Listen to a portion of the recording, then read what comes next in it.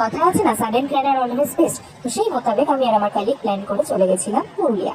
আমি বারাসাত স্টেশন থেকে ট্রেন ধরে সোজা শিয়ালদা নেমে বাসে করে আমি হাওড়ার দিকে রওনা হচ্ছিলাম। তো হাওড়া গেলেই আমার এই ব্রিজটার কথা খুব মনে পড়ে। এই ব্রিজটাকে পৃথিবীর সব থেকে লংগেস্ট ক্যান্টিলিভার ব্রিজ হিসেবেও গণ্য করা হয়। এই ব্রিজটার আরেকটা নাম হচ্ছে রবীন্দ্র সেতু। হুগলি নদীর তীরে এই হাওড়া ব্রিজ অবস্থিত। এই ব্রিজের উপর থেকে আপনারা জানলে অবাক হবে, 10 লক্ষেরও বেশি গাড়ি রোজ চলাচল করে। এছাড়া অগুন্তি মানুষ তো আছেই। এই ব্রিজটা এত মানুষ এবং এত গাড়ির বহন দিনের পর দিন বহন করে আসছে। 3 ফেব্রুয়ারি 1943-তে এই ব্রিজ সর্বসাধারণের জন্য ওপেন করে দেওয়া হয়।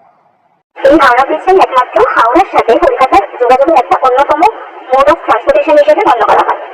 এই ব্যস্ততম হাওড়া স্টেশনে পৌঁছে আমি আমার ট্রেনে উঠে পড়লাম। এই সুন্দর জার্নিটা একটু এনজয় করতে করতে প্রচন্ড ঘুম পেয়ে গেছিল, তাই ঘুমিয়ে পড়েছিলাম। ঘুম থেকে উঠে এইরকম একটা সূর্যোদয়ের মাধ্যমে আমার সকালটা